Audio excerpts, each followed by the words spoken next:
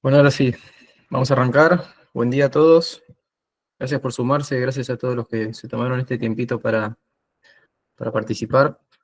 Eh, la idea del webinar de hoy es hablar de facturas eléctricas, pero también hablar un poquito del mercado eléctrico mayorista, que es todo lo que pasa antes de que nos llegue la factura de luz.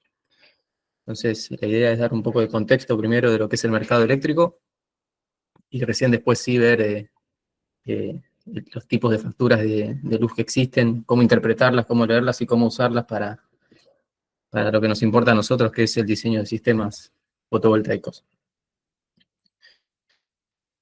Empezar a presentar.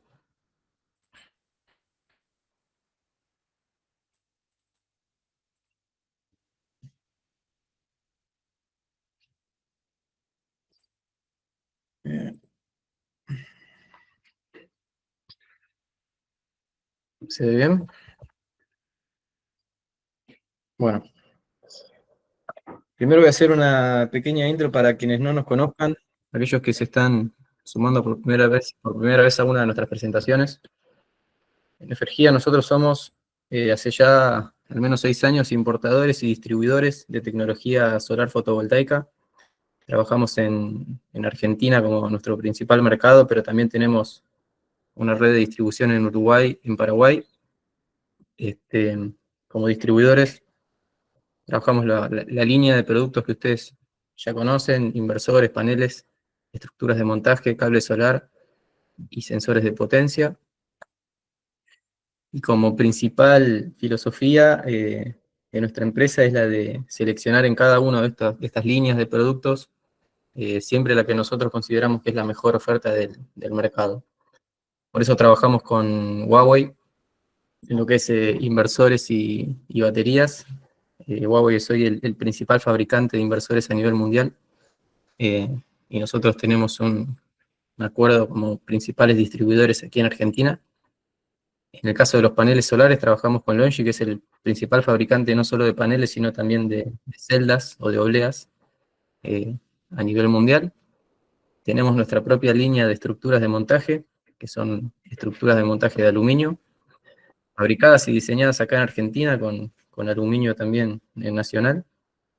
Eh, y como parte también del grupo IMSA, proveemos de su cable solar, tanto de 4 y de 6 milímetros. Y finalmente tenemos un acuerdo con Power Meter y tenemos su representación también en lo que son sus sensores de potencia y su solución para lo que es medición inteligente de consumo. Entonces, de manera muy resumida, es nuestro catálogo de productos y nuestra oferta para lo que es hoy la industria solar en Argentina. Van a encontrar en nuestro canal de YouTube, en nuestras redes y en nuestra web también varias instancias de formación, de la cual es parte esta, este webinar. Eh, Tratamos con frecuencia de publicar y tener permanentemente en línea webinars que les pueden resultar de interés, sobre todo para quienes pertenecemos a esta industria. Entonces, los invitamos de paso a que vean en nuestro canal de YouTube webinars anteriores, donde pueden encontrar material que pueda resultar interesante. Entonces, habiendo hecho toda esta intro, vamos a empezar ahora sí con lo que es el mercado eléctrico mayorista. El mercado eléctrico mayorista es el mercado en donde se genera y se compra electricidad a gran escala. Nosotros, como usuarios comerciales o residenciales, no somos parte de ese mercado, o al menos no lo somos de manera directa. Entonces vamos a empezar viendo quién es quién en este mercado. En primer lugar tenemos a los actores que le dan forma, o que regulan, o que le dan contexto al mercado eléctrico. Seguro los han escuchado los tres en las noticias, portales o demás. Vamos a tratar de explicar quién es quién acá y entender cuál es el rol que juega cada uno en las decisiones que se toman a nivel nacional cada vez que se habla de energía. Estos actores tienen, su área de influencia es a nivel nacional, ¿está bien? Entonces tenemos por un lado la Secretaría de Energía, que es hoy dependiente del Ministerio de Economía. En su momento fue el Ministerio de Energía, Pero básicamente lo que establece es la política energética nacional, es decir, es la que orienta incentivos, la que orienta el mercado y la que fija reglas de precios y de alcances a nivel nacional, y es la que determina justamente esto, políticas, no tanto para generadores, distribuidores y transportistas, y también para los usuarios. Es la que establece derechos y obligaciones para todos los actores. Eh, y es hoy el que tiene un actor principal hace ya más de 20 años en lo que es la aplicación de subsidios a la energía eléctrica, que de eso vamos a hablar hoy particularmente en un ratito. Después tenemos a Camesa, que Camesa es quien planifica y quien opera el sistema argentino de interconexión, es decir, esta gran red que conecta desde el sur hasta el norte el mercado eléctrico mayorista, es el que tiene que asegurar que la demanda sea abastecida en tiempo real. Para quien no lo sabe, en el mercado eléctrico hay una regla de oro que es que toda la energía que se demanda debe ser ofertada instantáneamente. La relación entre la oferta y la demanda es siempre 1 a 1, con lo cual todo lo que se demanda tiene que ser generado en el mismo momento. Bueno, Camesa es una especie de árbitro que se encarga de planificar, de ver para adelante qué es lo que va a pasar con información histórica y también con información actual para entender cómo se va a comportar la demanda hoy, esta semana, el mes que viene y el año que viene, y en base a eso planificar, por ejemplo, la compra de combustibles, indicarle a los distintos actores que entreguen energía o que dejen de entregar, y avisarle, en este caso a la Secretaría de Energía, cuál va a ser la previsión energética para que la Secretaría de Energía tome decisiones, sobre todo respecto a precios, que de eso también vamos a hablar en un rato. Gamesa es una empresa mixta, sin fines de lucro, compuesta por el Estado Nacional, pero también por distintas asociaciones o agrupaciones, entre las que están la agrupación de distribuidores, la agrupación de generadores y la agrupación de grandes usuarios y la agrupación de transportistas. Entonces es una empresa mixta, sin fines de lucro, cuyo fin, insisto, es el de planificar y darle orden al mercado eléctrico, donde el voto de oro o la última palabra, si ustedes quieren, la tiene siempre el Estado Nacional a través de la Secretaría de Energía. Por último tenemos el ENRE, perdón, es un ente nacional que regula lo que se llaman monopolios naturales o monopolios regulados. Tanto la distribución como el transporte son naturalmente monopolios porque no tiene sentido físico o no es eficiente tener más de una red de distribución, por ejemplo, en una ciudad. Si uno tuviese que poder elegir entre dos distribuidores eléctricos, eso significaría tener probablemente el doble de cables en la calle, el doble de transformadores, y toda una inversión en infraestructura que no sería redituable para quien presta el servicio. Entonces el rol del ENRE es el de justamente regular y controlar este tipo de monopolios a nivel nacional. Después a nivel provincial, porque la distribución de la energía es un asunto federal, a nivel provincial existen organismos similares al ENRE, pero justamente abocados a lo que es cada provincia. Y son estos organismos los que suelen publicar o notificar los cuadros tarifarios, por ejemplo, que también vamos a verlos más adelante. Entonces, estos son los tres actores principales del mercado eléctrico mayorista, los que le dan contexto. Después están lo que vamos a ver ahora, que son los vendedores y compradores, ¿no? Entonces, como en cualquier mercado, tenemos vendedores, tenemos compradores, y todos ellos se encuentran en este gran mercado mayorista de energía. Por un lado tenemos los oferentes, es decir, ellos que generan energía, o los que hacen ingresar energía al sistema. Entonces tenemos centrales térmicas, es decir, centrales que pueden funcionar con gas natural, con fuel oil o algún otro combustible, plantas nucleares, como puede ser Atucha, centrales hidroeléctricas, parques fotovoltaicos que hoy son cada vez más numerosos, parques eólicos, centrales de biomasa, y además el Estado Nacional puede importar energía. Entonces, cuando uno habla de matriz energética, habla de esto, ¿no? De cómo se compone la red de generadores o vendedores de energía en el mercado eléctrico mayorista. Toda esta energía o electricidad que es generada por cada uno de estos generadores tiene que ser transportada hasta algún otro destino, y eso se hace a través del SADI, que es el Sistema Argentino de Interconexión, que son líneas de alta tensión, desde 500 kilovolts hasta 32 o 133, que están distribuidas a lo largo del país. Seguramente en algún momento han escuchado que hay una necesidad de expandir las redes o de mejorar las redes de transmisión. Bueno, hablamos de esta red, ¿no?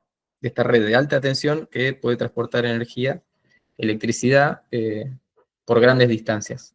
Entonces, tenemos los generadores que generan su energía, la transportan a través de el SADI, y finalmente tenemos los compradores o la demanda, donde se encuentran las distribuidoras eléctricas, es decir, que compran a precio mayorista y luego nos la van a vender a nosotros en la venta minorista.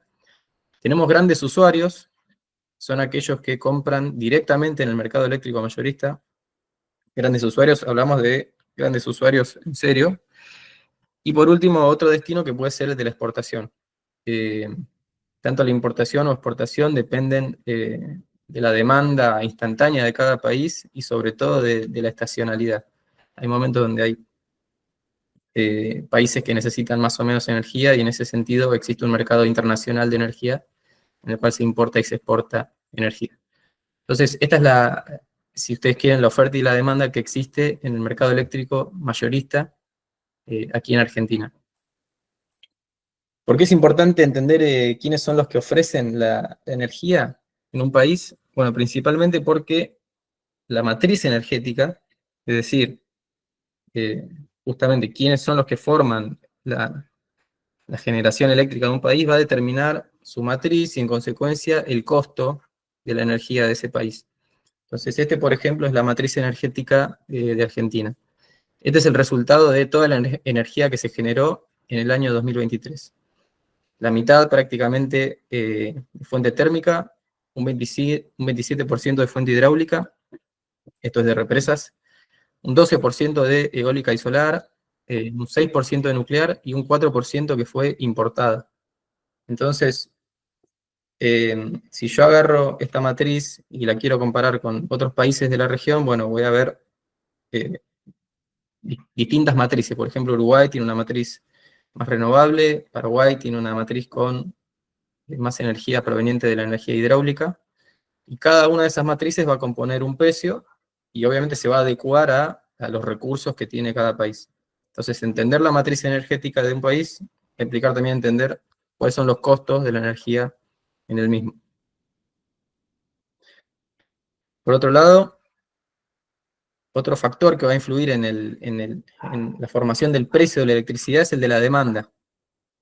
Argentina tiene hoy una demanda que está más o menos distribuida de la siguiente manera: el 50% se destina a los usuarios residenciales, un 25% a los usuarios comerciales y un 25% a los usuarios industriales. ¿Y por qué importa? Porque cada uno de estos usuarios tiene un distinto perfil de consumo. Se imaginarán que un residencial, la vida normal de una casa, hay un consumo fuerte a la mañana, salimos a trabajar, volvemos a la noche, y ahí es cuando existe un gran pico de demanda, que también lo vamos a ver a nivel nacional. Los comercios y las industrias, por el contrario, pueden tener consumos más planos durante el día, con lo cual entender también quiénes son los que demandan energía en un mercado van a determinar los costos, el horario en el que se demanda y demás. Entonces, esta es la matriz de demanda en Argentina de los últimos al menos 6 años. También vamos a tener un costo, cuando hablamos de costos, de transporte, ¿no? Pues las redes de transporte, el SADI necesita un mantenimiento y eventualmente ampliación, que las ampliaciones hoy tienen ya por parte de proyectos privados y no por inversiones del Estado. Y es una necesidad del mercado eléctrico que se expandan las redes de transporte ya hace muchos años. No es algo de ahora. Pero bueno, dentro del precio o el costo de la electricidad está también el transporte, que es marginal al lado de la generación, pero que tiene que tenerse en cuenta. Entonces, con todas estas variables, se va componiendo el precio de la electricidad. Vamos a hablar ahora de precio monómico, que van a ver que es un dato que siempre publica Camesa mensualmente. Entonces, ¿de qué depende este precio? Primero, del origen de la generación, es decir, cuál es la tecnología que estoy usando para generar electricidad. Hoy la electricidad más barata proviene de la generación fotovoltaica.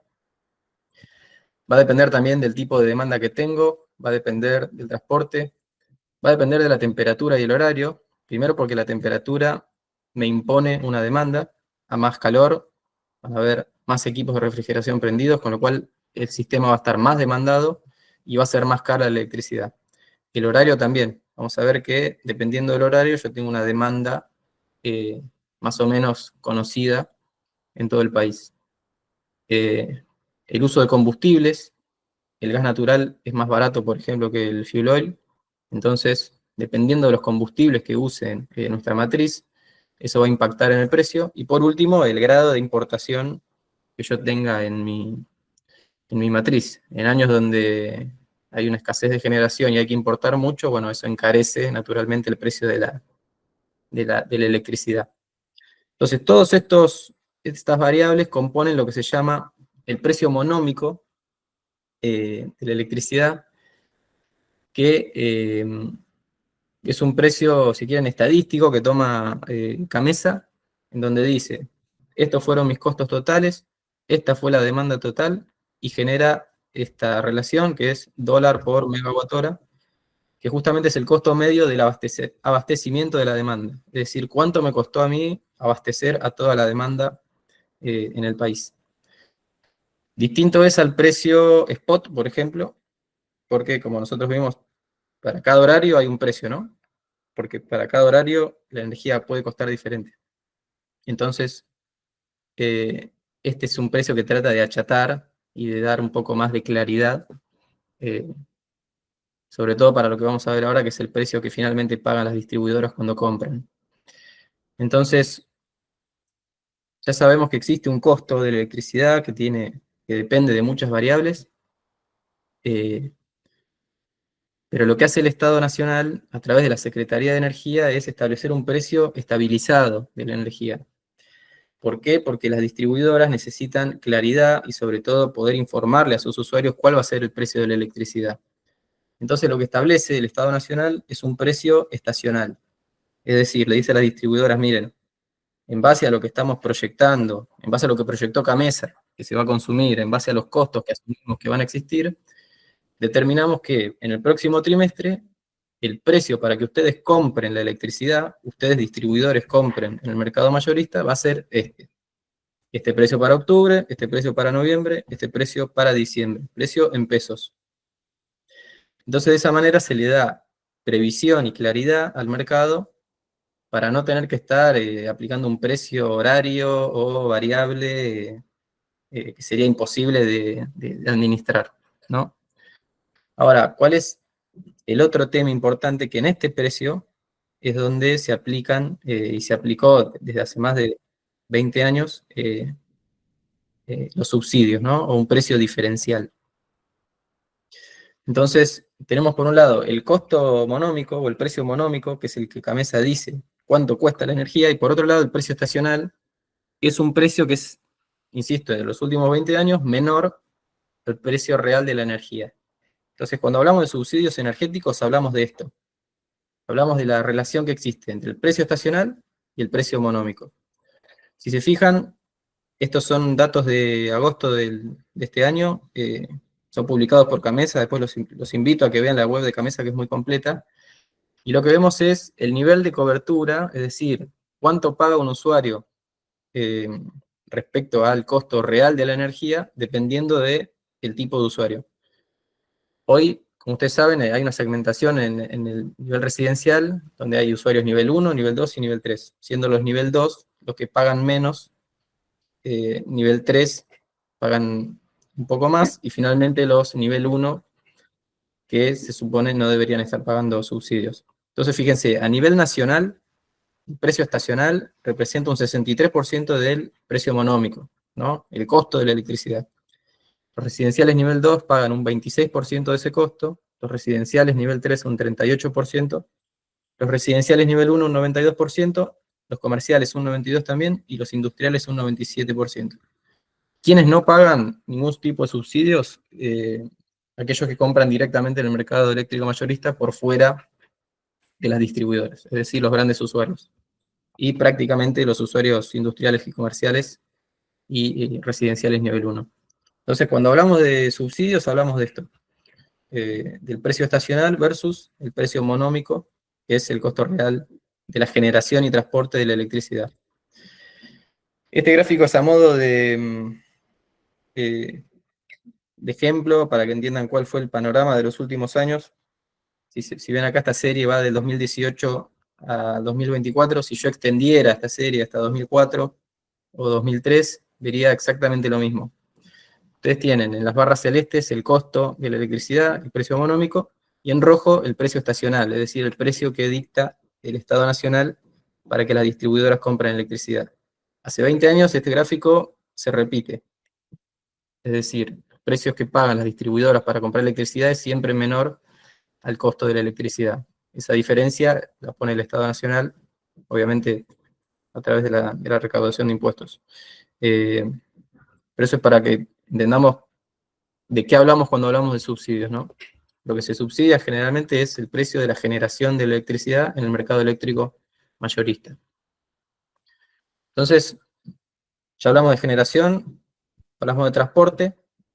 Ese es un mercado que es nacional y que forma una parte del precio. Después tenemos dos partes más, que son el valor agregado de la distribución y el de los impuestos. El valor agregado de la distribución, ¿en qué consiste? Bueno, las distribuidoras compran electricidad a alta tensión y tienen que formar una red de transformación donde a vos te llegue a tu casa o a tu comercio electricidad utilizable, ¿no? Es decir, a 220, para ser directo. Hacer eso tiene un costo, hay que hacer una inversión y hay que hacer un mantenimiento en una red. Entonces, el papel que juega la distribuidora es el de comprar electricidad en el precio mayorista y hacértelo llegar a vos, a tu medidor, para que puedas usarlo en tu casa o en tu comercio. Y por último, impuestos nacionales, locales, incluso tasas municipales. Eso ahora, bueno, está en discusión, pero el precio que nosotros pagamos de la electricidad se compone por estos cuatro factores. Primero, lo que cuesta generarla, lo que cuesta transportarla, lo que cuesta distribuirla y finalmente impuestos. Entonces, sabemos que todas las distribuidoras compran al mismo precio la electricidad, ¿no? Que es el precio estabilizado. Después, cada distribuidora tiene sus propios costos que dependen de cuántos usuarios tienen, qué tan grande es la red de distribución que tienen que abastecer y demás. Y es por eso que existe una dispersión a nivel nacional respecto del precio de la electricidad. Es decir, un usuario en Tucumán que compra 300 kWh no paga lo mismo que el mismo usuario que en Formosa compra 300 kWh. Y eso tiene que ver, primero, con esto de que no todas las redes tienen la misma cantidad de usuarios, y después porque puede existir por parte de los estados provinciales, por parte de las provincias, la decisión de subsidiar al mismo tiempo la distribución. Entonces, en el caso de La Rioja, por ejemplo, es la provincia hoy que para una misma tarifa, este gráfico es de tarifas residenciales con un consumo de 300 kWh, paga casi un 30% de lo que pagaría el mismo usuario en Neuquén, ¿no? Entonces, insisto, ahí lo que se está poniendo en juego es el tipo de red de distribución y eventuales subsidios del Estado provincial o, por el contrario, impuestos o tasas que pueden encarecer la tarifa final. Entonces, habiendo hecho todo ese preludio de lo que es el mercado eléctrico y cómo se compone el precio, vamos a hablar ahora sí de la factura eléctrica, que se basa, ¿no?, siempre en toda esta información que dimos anteriormente. Primero, algunos conceptos que ya la mayoría de ustedes los conoce, pero vale la pena repasarlos. En la factura eléctrica vamos a encontrar detallado, por ejemplo, cosas como la potencia, la energía y distintos horarios de consumo. La potencia es una unidad instantánea. Si yo tuviese que hacer un paralelismo con el agua, la potencia sería el caudal, ¿no?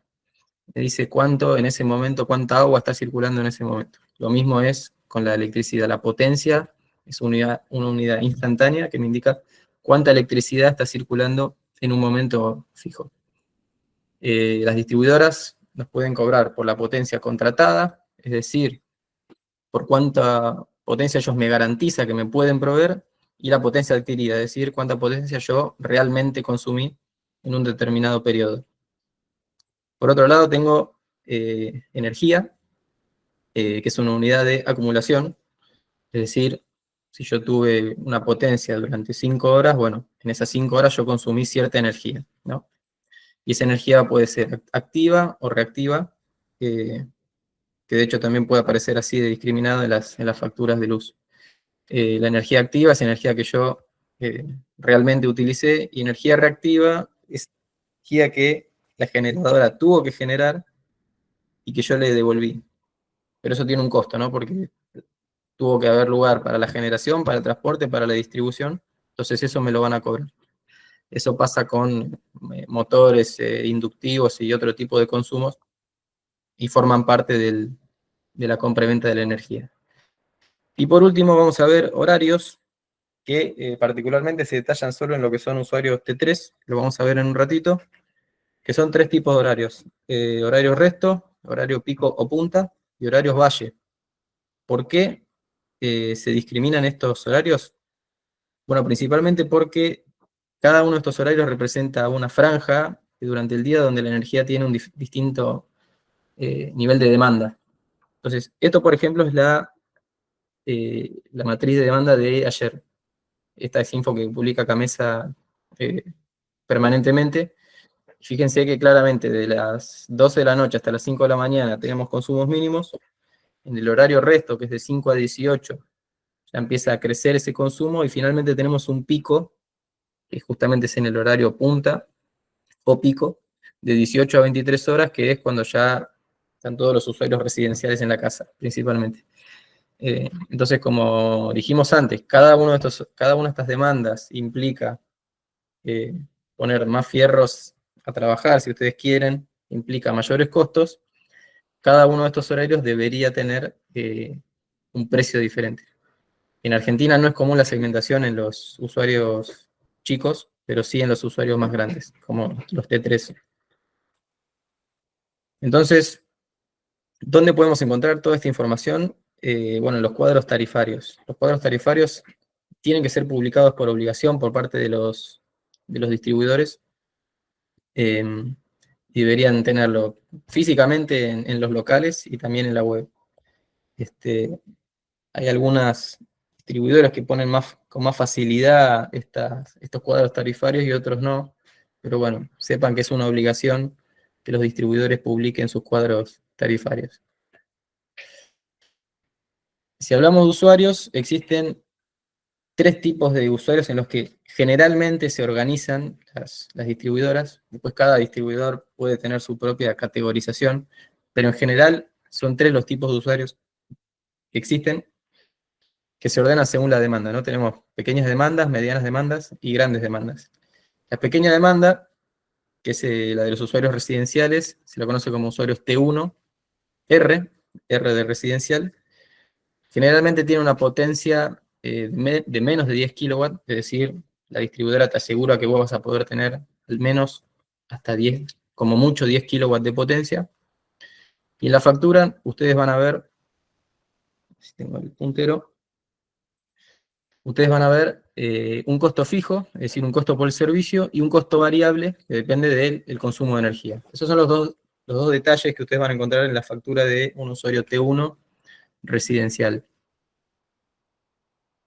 Además, este costo variable puede depender del consumo, es decir, no le van a cobrar lo mismo, depende de la distribuidora, pero no le van a cobrar lo mismo a aquel usuario que consume 150 kWh por mes que aquel que consume 2000 kWh por mes. Y es por eso que pueden ver ustedes a veces en la factura que dice T1, R1, R2, R3, R4. Al menos así funciona con Edenorio de Sur. Es decir, la distribuidora nos categoriza dependiendo del consumo que nosotros tengamos, y en base a eso aplica costos diferenciales, precios diferenciales. Después tenemos una segunda instancia, que es la de las medianas demandas, donde tenemos a los usuarios T1 generales, por eso la G, y los usuarios T2, que son principalmente comercios y demanda ya entre los 10 kilowatts y los 50 kilowatts. En este tipo de usuarios van a encontrar ustedes un costo fijo, también por el servicio, un costo variable, que depende del consumo energético, y además un costo de la potencia contratada y adquirida, porque yo siendo usuario T2, puedo elegir cuánta potencia contratar dependiendo de mis necesidades. Y por último tenemos a los usuarios T3, que ya son grandes demandas, a partir de los 50 kilos, en general hasta 300 kilowatts, donde también van a tener un costo fijo, una potencia contratada, un costo por potencia contratada y adquirida, y además un costo variable que va a depender del horario, es decir, a los usuarios T3 van a empezar a discriminarles los precios dependiendo si consumen en el horario de resto, valle o pico, y además de si compran la electricidad en baja tensión, en media tensión o en alta tensión. Entonces, este esquema de usuarios debería aparecer en casi todos los cuadros tarifarios. Ahora vamos a ver que no todas las distribuidoras lo publican así, pero más o menos todos siguen el mismo esquema.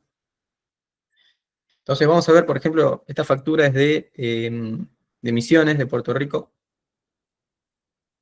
Vamos a ver, en casi todas las facturas yo debería encontrar lo mismo. Primero, en algún lugar, el tipo de tarifa. Fíjense que acá no estamos siguiendo el mismo patrón de los que presentamos nosotros antes, pero este se trataría de un usuario industrial, ¿no?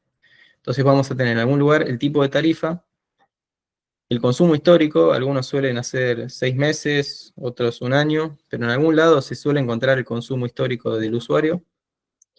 La medición de los consumos, es decir, la medición que se tomó de nuestro medidor para hacer esta factura, donde se suele incluir la fecha en la que se hizo la primera medida, la fecha en la que se hizo la segunda medida, y en base a esa diferencia es que se calcula el cargo variable, ¿no? El consumo de energía.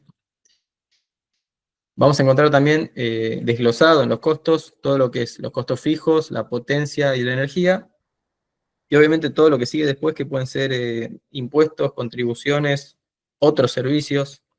Una cooperativa puede también cobrar el agua, por ejemplo, o el alumbrado público en la tarifa eléctrica, y eso lo podemos encontrar. Y también la medición de potencia, que particularmente importa para los usuarios T2 y T3, algunos discriminados en pico, resto y valle.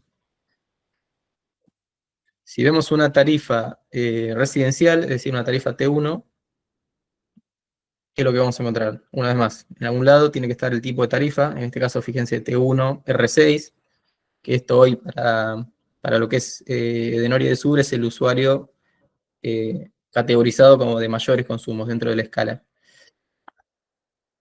En algún lado va a estar también la medición de los consumos del bimestre, en este caso considerado, el consumo histórico, una vez más, y como ven acá ya no tenemos un costo por potencia, sino que solo tenemos un costo fijo por el servicio y además un cargo variable que depende de la energía consumida. Después, obviamente, impuestos y finalmente el total a pagar.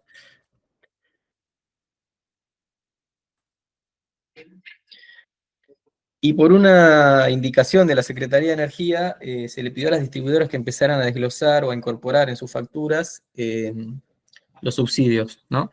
Entonces acá Edenor lo que hace es indicar que el 10% de esta factura está siendo subsidiada, un 40% se corresponde con los costos de generación, un 24% el costo de distribución y un 22% al impuesto. Este nivel de desglose no es necesario, lo que pide la Secretaría de Energía es que se indique cuánto se está subsidiando de la factura, que en este caso es un 10%. Por último tenemos una factura de DERSA, que este es un usuario también T3, donde de vuelta tenemos una apertura de la lectura de los consumos. En este caso, la energía reactiva a través, o interpretada acá a través del tangente de phi, que es una medida de qué tan eficiente está siendo ese usuario para la distribuidora. El tipo de tarifa, en este caso es un T2 de baja tensión de gran demanda. Y bueno, y acá en lo que es el desglose, fíjense, tenemos un costo por la energía comprada en punta, la energía comprada en valle y la energía comprada en resto. Entonces, nosotros deberíamos encontrar este tipo de información en todas las facturas de luz. Insisto, hay algunos distribuidores que son más prolijos, otros menos, pero todas deberían incluir más o menos la misma información.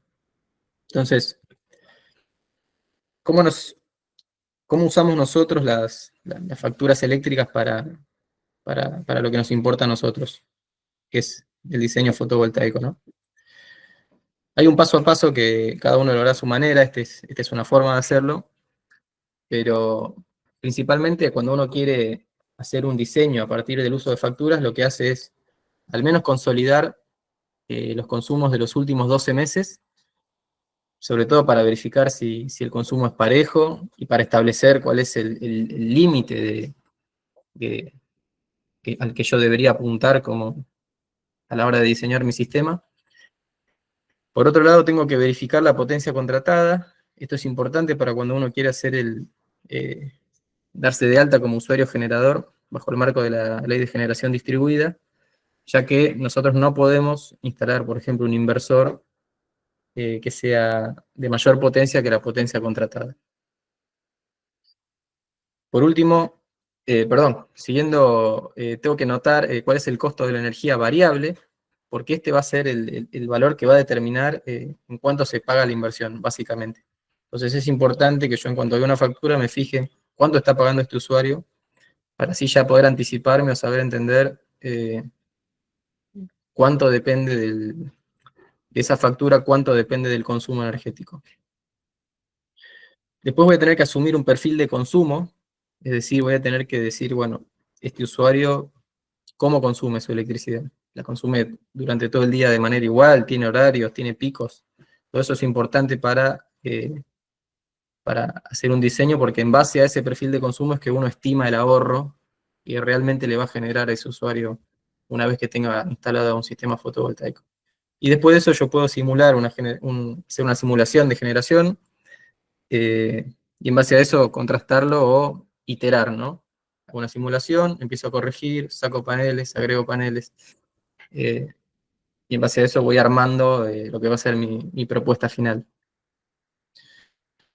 Entonces, vamos a ir paso por paso para entender qué es lo importante de cada uno de estos pasitos que tenemos que dar para usar una factura de luz.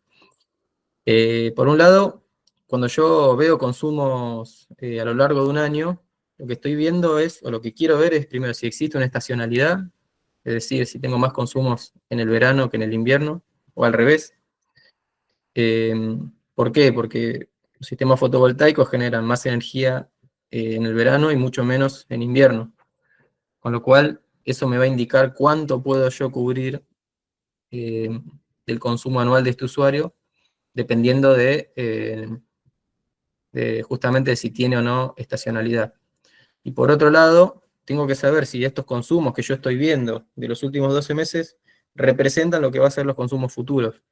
Porque tal vez yo hasta ese momento no había ninguna perspectiva de crecimiento para una industria, por ejemplo, pero puede pasar que se duplique la potencia instalada de esa industria. Entonces, yo tengo que anticipar que esos consumos que yo me di no van a ser los mismos que los que voy a encontrar el año que viene. Entonces, también es importante entender cuál es la proyección de esa industria o ese comercio en términos energéticos.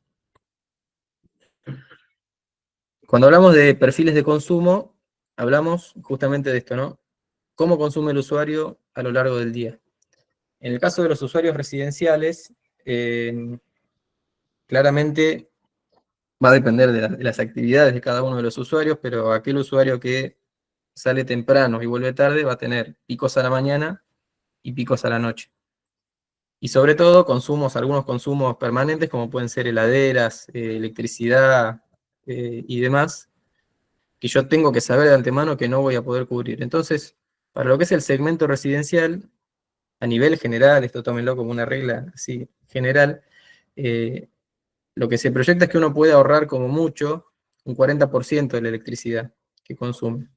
Porque si ustedes se fijan, yo tengo una gran porción del día con consumos que no voy a poder cubrir con paneles solares. Entonces, la hora de diseñar yo tengo que saber que como mucho voy a poder ahorrar un 40%, y por más cantidad de paneles que yo instale en un techo, hay una franja a la que nunca voy a poder cubrir. Entonces es importante tomar este tipo de asunciones, para no sobredimensionar sistema, ¿no? Entonces fíjense, en este caso es un consumo diario esto, ¿no? Tengo 13 kilowatt hora de energía producida por mi sistema fotovoltaico y 15 de consumo durante todo el día. Es decir, yo estoy muy cerca en términos de generación de lo que consumí. Sin embargo, el ahorro, en este caso, fue el 47%. Y esto tiene que ver, insisto, con el perfil de consumo de este usuario. Entonces, calcular un 40% de ahorro para el segmento residencial yo creo que es sensato, y por supuesto depende de cada usuario, pero esta es una regla general. Después tenemos lo que puede ser un comercio. Por ejemplo, fíjense, estos son curvas de consumo de una semana completa en un depósito de ropa. Esta línea que ven acá, claramente, es un domingo, ¿no? Donde no trabajan. Pero fíjense que hasta acá está muy marcado que a partir de las 6 de la mañana, que es cuando empiezan a trabajar, y hasta las 6 de la tarde, es donde tenemos más consumos. Entonces, este tipo de curvas juegan más a favor de los sistemas fotovoltaicos, porque justamente es en este horario en el que yo puedo generar los mayores ahorros. Entonces, para este tipo de usuarios que consumen de esta manera, de aquellos que trabajan de siete a 5, o en estos horarios, en los horarios solares, yo puedo proyectar un ahorro entre un 70 y un 80%. Eh, este tipo de análisis no se puede hacer a mano o sin un analizador de red o un sensor de potencia como los de Power Meter, pero sí puedo anticiparlos con una especie de entrevista. Cada vez que yo hablo con un potencial cliente, tengo que preguntar cómo consume. Tengo que preguntar si trabaja de lunes a domingo, tengo que preguntar si trabaja de lunes a sábados, tengo que preguntar si trabaja más en alguna parte del año, que eso lo puedo ver en las facturas de todas maneras, pero entender el horario de trabajo me va a indicar eh, cuánto puedo yo ahorrar usando un sistema fotovoltaico. Entonces, fíjense, hablando de lo mismo, este es el caso que acabamos de ver, solo que están distribuidos de distinta manera la energía consumida. En estos dos escenarios, las curvas celestes representan el mismo consumo energético, es decir, en este día, en estos dos escenarios, el usuario consumió exactamente la misma cantidad de energía. Solo que en el escenario 1, que es el que está a la derecha, consumió mayoritariamente, como vimos recién, de siete a 6, y en el ahorro, en el escenario 2, el consumo fue permanente o constante. Un segundito, me estoy quedando sin batería.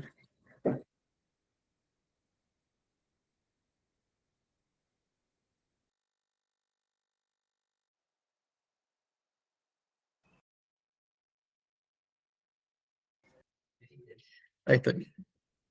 Entonces, fíjense que en un tipo de usuario que consume de manera permanente, yo tengo una gran área excedente que no va a estar destinada al ahorro. Probablemente lo vaya a inyectar a la red y por eso sea reconocido. Pero cuando uno diseña sistemas fotovoltaicos, lo que trata de hacer es apuntar al autoconsumo máximo, ¿no? Es decir, a que la energía que nosotros generamos a partir de los paneles sea consumida inmediatamente por el usuario, porque es energía mejor recompensada. Nosotros ahorramos más cuando dejamos de comprar, cuando inyectamos energía a la red. Entonces, yo planteé este caso para eso, para que veamos que incluso en un día donde se consume lo mismo, puedo tener, dependiendo del perfil de consumo, distintos tipos de ahorro. Con el mismo sistema fotovoltaico, con la misma cantidad de paneles, puedo tener distintos tipos de ahorro. Entonces, si tomamos, por ejemplo, una de las facturas que vimos antes, yo puedo calcular el consumo anual, por un lado, puedo asumir un perfil de consumo, que puede ser el de una estación de servicio. Perdón. Que en una estación de servicio los consumos suelen ser bastante constantes, Y en base a ese perfil de consumo voy a proyectar un ahorro del 40%, entonces voy a decir, bueno, de esos 300.000 kWh, yo voy a apuntar a abastecer solo el 40%, es decir, 120.000 kilowatts. Y en base a eso es que yo voy a diseñar mi sistema. Entonces, voy a tomar esos 120.000 kWh y voy a decir, con algo de información, que esto es información empírica, y depende un poco de la región de donde yo esté, que en el año yo voy a tener 1.500 horas de generación donde mis paneles van a funcionar a potencia tope, ¿no? Esto, insisto, depende de la región, depende de donde yo esté parado y depende de también las distintas instalaciones que ustedes fueron haciendo. Esta información la pueden obtener ustedes mismos de los resultados que han hecho o que obtuvieron en sus instalaciones. Entonces, haciendo esta división entre mi energía objetivo y las horas útiles de sol, yo obtengo que tengo 80 kilowatts en paneles, que son los que van a generar esta energía. De ahí van a surgir otras preguntas, como por ejemplo si tengo superficie disponible en el techo, si estoy dentro de la potencia contratada del usuario, y si es conveniente, justamente en base a esos dos criterios, ¿no? Porque puede que no tenga lugar en el techo o que no me convenga porque la potencia contratada es menor a la que quiero instalar. Entonces, en base a eso, después de haber hecho alguna simulación fotovoltaica, yendo y viniendo, iterando, tratando de encontrar la mejor solución, puedo calcular lo que va a ser el ahorro en el primer año, que va a estar basado en estos, acá puse 144, debería ser 120.000 kWh que voy a generar, multiplicado por el precio variable de la energía y los impuestos asociados a esa energía, impuestos que no voy a recuperar. El IVA no lo considero, por ejemplo, acá. Entonces, a partir de una factura de luz, yo puedo ya, haciendo algunas asunciones y presuponiendo algunas cosas, puedo llegar a diseñar de manera rápida un sistema y estimar cuánto puede ahorrar este usuario eh, en un primer año de funcionamiento de un sistema fotovoltaico. Que no me he perdido nada. Bueno, hasta acá llegamos con lo que es el ejercicio de facturas y un caso así rápido que hicimos. La idea era, insisto, mostrarles un poco de qué se trata el mercado eléctrico mayorista, de dónde viene la electricidad que compramos y usamos, eh, entender cómo se componen las facturas, qué tipo de usuarios existen, qué tipo de variables pueden existir, y en base a eso cómo poder usarlo o qué criterios adoptar a la hora de diseñar un sistema fotovoltaico. Hago énfasis nomás en esto una vez más. Importantísimo considerar que el precio que más importa en una factura de luz es el precio variable. No tanto el fijo, no tanto el de la potencia, porque son precios en los que nosotros no podemos incidir con nuestros paneles.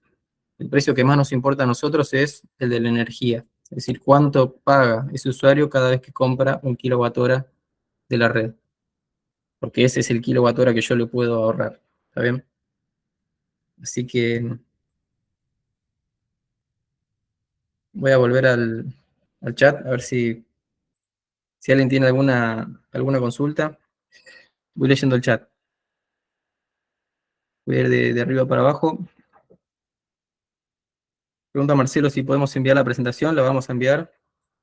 No hay ningún problema. Son muchos datos, dice Oscar. Sí, puede ser. Traté de resumir lo más posible, sobre todo la parte de mercado. Ahí Lucas les estuvo contestando. Juan, ¿tendrías alguna planilla diseñada para compartir?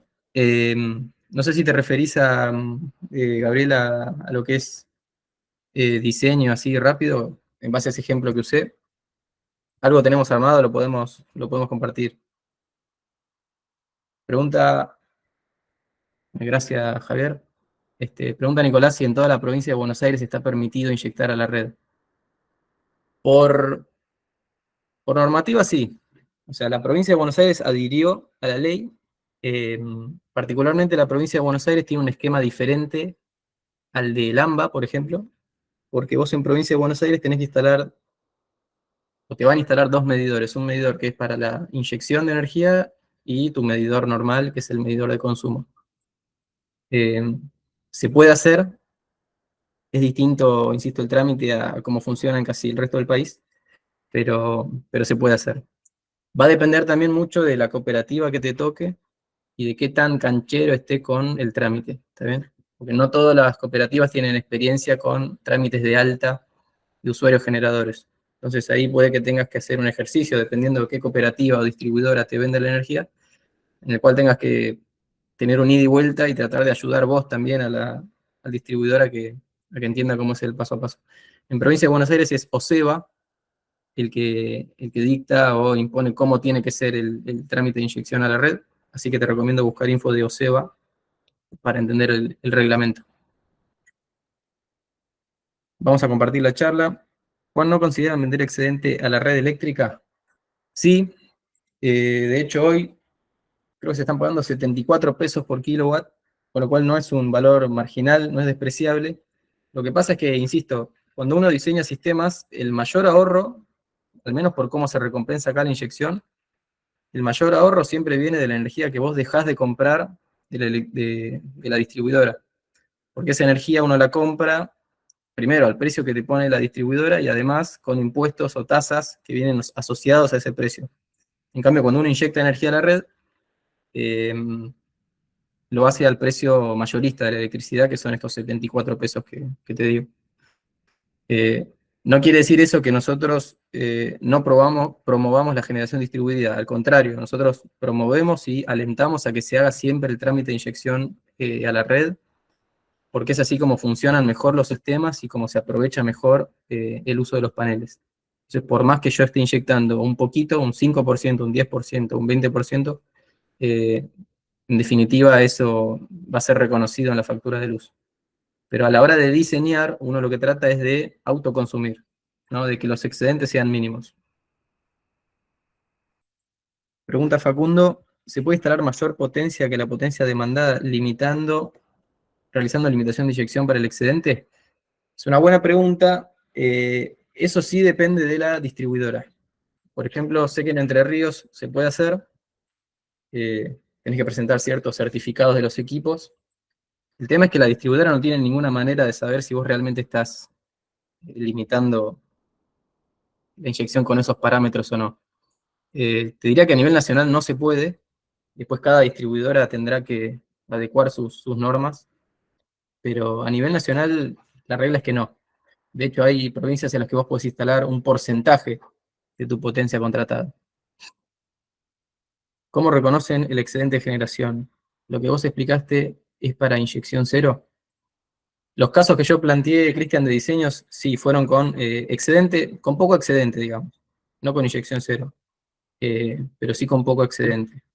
El excedente de la generación, insisto, se reconoce a precio mayorista y te lo reconoce en general, al menos acá en Buenos Aires, un mes después de que hiciste esa inyección, ¿no? Si vos inyectaste en abril, el siguiente bimestre te vendrá un reconocimiento por la energía inyectada.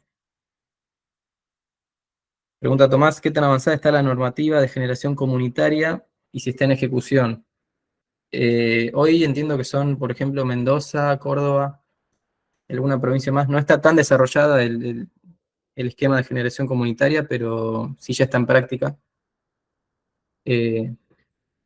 Y la parte de si es complicada gestionarlo o no, eso va a depender del distribuidor y de cuántas ganas también tenga uno de ir y- y tratar de trabajar en conjunto. Por normativa uno ya tiene el derecho y la figura del usuario generador comunitario ya existe, con lo cual las provincias no deberían hacer nada nuevo para que podamos ser usuarios generadores comunitarios. Del precio que se paga por la energía vendida, ¿cuánto te descuentan por peajes? Porque no sé, no está claro cómo es el posterior descuento del precio PME. Mirá, entiendo que el peaje no está implicado en la venta no digamos venta, digamos reconocimiento por la energía inyectada. A vos te reconocen la energía inyectada a precio eléctrico mayorista sin considerar el transporte. ¿Está bien? Es energía que compra en ese momento el distribuidor de tu sitio y se lo dará al vecino, pero no está contemplado el transporte en lo que es la energía inyectada. Pregunta de Edgardo, siendo otra provincia, ¿un colegiado puede hacer una presentación y posterior montaje de un sistema fotovoltaico en provincia de Buenos Aires? Eh, Eso va a depender de los requisitos que tenga cada distribuidor para aceptarte el trámite de generación distribuida. En general, piden colegiados en la provincia donde te están suministrando. Es decir, en Buenos Aires te van a pedir que seas matriculado en Buenos Aires. Pero de vuelta, va a depender del distribuidor. Pregunta Cristian si la energía autoconsumida es un costo directamente evitado en el gasto de la factura. En la mayoría de las provincias sí, en el caso de la provincia de Buenos Aires no, porque en la provincia de Buenos Aires uno inyecta un tablero a un medidor de inyección eh, y le miden el consumo como si no tuviese un sistema. Y después hacen una especie de resta entre lo que consumiste y lo que generaste. Pero los costos fijos que están asociados al consumo no son, es decir, por ejemplo, Edenor te cobra un costo fijo menor si vos consumís menos. En provincia de Buenos Aires no tenés forma de reducir ese costo porque para la distribuidora vos seguís consumiendo lo mismo y ese costo fijo te lo van a seguir cobrando. Pero el autoconsumo es un costo que se evita, sí. Es energía que en definitiva, insisto, en casi todas las provincias la distribuidora nunca ve, porque vos es energía que no estás comprando, con lo cual en el medidor de tu distribuidora es energía que no existe, que no aparece.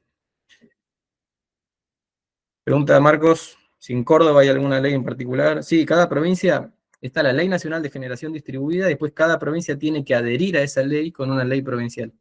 ¿Está bien? Entonces, cada provincia tiene que tener su propia ley provincial donde marca las condiciones en las cuales adhiere la Ley Nacional de Generación Distribuida. Pregunta Fernando si en el caso de una pequeña empresa que solo quiere suministrar energía al área administrativa y no al área de producción, es posible. Sí, Fernando, estos sistemas inyectan energía a un tablero. Vos imaginate en tu tablero, en vez de tener un consumo, tenés un aparato que te va a entregar energía. Y esa energía después va a ir a los consumos de ese tablero. Pensalo así, no lo pienses por dispositivo, por área, sino por energía que vos inyectás en un tablero y que vas a usar o no, dependiendo de si tus paneles están generando electricidad o no. Pregunta Ignacio, si CAMESA regula e informa por tabla el valor del kilowatt inyectado. La Secretaría de Energía lo informa. La Secretaría de Energía lo informa en general de manera trimestral. De vez en cuando, a través de alguna resolución, actualiza ese valor y lo publica en el boletín oficial.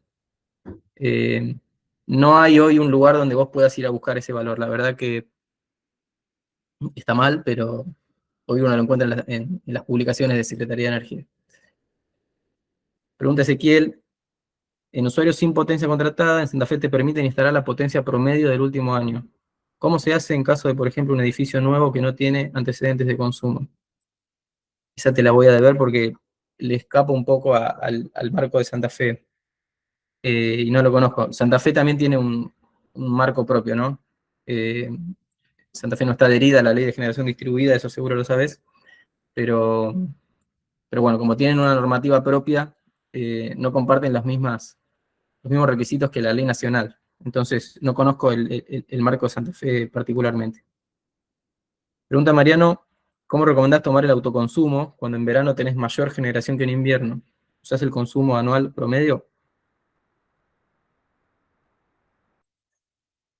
Y ahí es cuando uno tiene que tomar decisiones, primero que la sepa comunicar al cliente, este, porque claro, te puede pasar eso, vos podés tener un consumo estable, entonces si vos diseñás para invierno, vas a tener mucho excedente en verano, pero mucho excedente en verano, y al contrario, si vos diseñás tomando un mes de verano, vas a tener poco autoconsumo en invierno. Eh, es costo-beneficio ese cálculo. Si sobredimensionás va a ser una propuesta más cara, si subdimensionás, tal vez el ahorro no pueda ser pueda ser menor al real. Entonces, para mí es costo-beneficio. Con respecto a lo que vendés, mencionás eh, con respecto a la energía que vendes, mencionás que te lo reconocen un mes después de la inyección. ¿Te lo restan directamente el valor monetario? Lo que hacen es, hacen todo el desglose de tus costos, por ejemplo, después de impuestos, te cobran el cargo fijo, la variable, tasas, IVA, todo, y recién después te dicen, y además te descontamos esto, que es por inyección. ¿Está bien? Es como una cuenta aparte. Del total te restan lo que vos inyectaste. Es así de sencillo debería ser. No te deberían aplicar ningún descuento sobre ese valor. En general, en Buenos Aires exigen pasar el proyecto por el Colegio de Ingenieros. No, entiendo que no. No, con la matrícula, haciendo el trámite con la distribuidora, basta. Estoy viendo que me están pasando por arriba las preguntas. Si durante todos los meses de verano tengo crédito porque vendí más de lo comprado, ¿cómo guardo esa energía para los meses de invierno? ¿Lo guardo en pesos o en kilowatt? No, te va a quedar un saldo a favor en pesos y ese importe en pesos va a quedar fijado. Va a ser un importe en pesos. Vas a tener durante meses una factura negativa en pesos.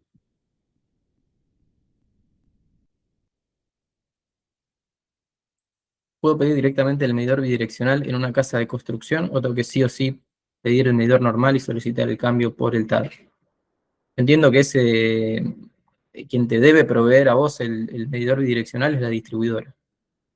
Me puedo equivocar, pero creo que es la distribuidora la que te tiene que proveer a vos del medidor bidireccional. Pregunta alguien acá, ¿se discrimina en la factura de usuario generador los kilowatts que se inyectaron? Sí, sí, sí. Puede que te lo indiquen como un importe, es decir, que no te indiquen cuánto inyectaste, eh, pero debería estar siempre en la factura eso, sí. Vos siempre vas a tener desde tu plataforma de seguimiento esa información porque tenés un sensor de potencia que mide constantemente. Así que esa información vos la tenés, hay que ver cómo la reportan en la factura. Pregunta acá Sergio de GM. Juan, ¿existe alguna excepción en la ley de generación para casos industriales en los cuales los consumos sean altos en temporada de zafra, casualmente es otoño-invierno, ok, y que durante primavera y verano consumen menos del 10% de cuando producen? Esto es para Misiones. Ok. Mirá, si el usuario por este tipo de consumo cambia de potencia contratada estacionalmente, eh, debería tener un problema con la generación distribuida, ¿no? Porque, como decís vos, si yo contrato 50 kilos, suponete, en mi etapa de mayor producción y después solo necesito 10, bueno, ahí estoy en contradicción con la ley de generación distribuida. No, no sé, no conozco casos de donde se hayan hecho excepciones o ese tipo de distinciones. No sé, es algo a trabajar. Hay muchas cosas para trabajar en generación distribuida a medida que van surgiendo casos, pero por el momento el que fija el límite de potencia es la potencia contratada. En Mendoza no discriminan la energía inyectada. ¿Corresponde hacer alguna presentación al EPRE? Eh, Mirá, si vos hiciste el trámite de usuario generador, tenés el derecho a que te reconozcan la energía inyectada. Eso desde ya. Eh, Habrá que preguntar en EPRE, en este caso, si hay una parte del trámite que no se hizo. Pero si vos hiciste el trámite de usuario generador, la distribuidora te tiene que reconocer la energía inyectada. Insisto, a valor del precio mayorista de la electricidad. Pregunta Fernando, con el 40% de aproximado ahorro, ¿en cuánto tiempo se puede amortizar la inversión? Fernando, mandanos un mail y lo charlamos porque esto se ve caso a caso y depende de la inversión. En definitiva, depende de la inversión. Depende de cuánto invertís, cuánto ahorrás, y en base a eso se hace ese cálculo. Pero depende de un montón de factores, del tipo de techo, de la disponibilidad del lugar, de la potencia que se instala, la tecnología que se elige y demás. ¿Está bien? Bueno, creo que he podido con todo. Eh, Espero que les haya sido útil, espero que les haya servido y que les haya agregado algo de información. Para nosotros es importante conocer el mercado eléctrico porque somos parte de este sector, con lo cual, mientras más información tengamos del sector, mejor va a ser frente a nuestros clientes, para orientarlos y sobre todo para hacerles entender, ¿no? Porque la energía durante muchos años fue algo que no fue considerado en los costos de las empresas, con lo cual hoy se están revisando muchas cosas Y bueno, es importante estar al día. Gracias a todos por participar de nuevo. Este, les agradezco las preguntas, la participación. Gracias a los que sumaron. Vamos a subir esto a YouTube, así que los esperamos en una próxima edición de Fergie Academy. Que tengan un buen día.